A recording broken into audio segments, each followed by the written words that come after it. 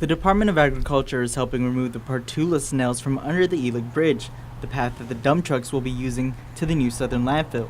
But these snails are indigenous species to the island. They're called Partula radiolata, and they're the Guam tree snail is a common name. They're called that because they're only found on Guam and nowhere else in the world. It means that they're endemic to Guam.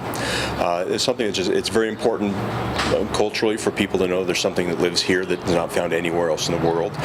They also have various ecological functions that are important. They help eat dead leaf material. They are probably food for other kinds of animals. And Department of Agriculture's Brent Tibbetts says these snails are very important to the environment and they need to find a proper place to put them.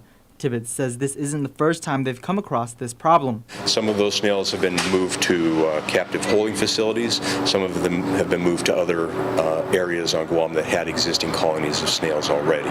Those are the two options that we're looking at for this area as well.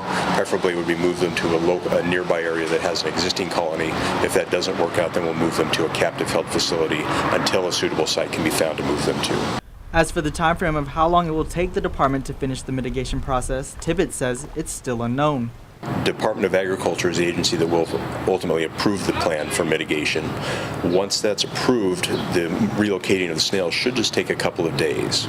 It looks like the estimate of the colony size is between 50 and 100 of the snails are going to have to be moved for this, and that should take a day or two at most to catch and relocate. Meanwhile, DPW Director Larry Perez says he wants the issue resolved soon so they can continue the consent decree project. So we will comply. Whatever the scopings require, the dollars associated, and the time frame that's required, we will approve it and we will make this thing happen.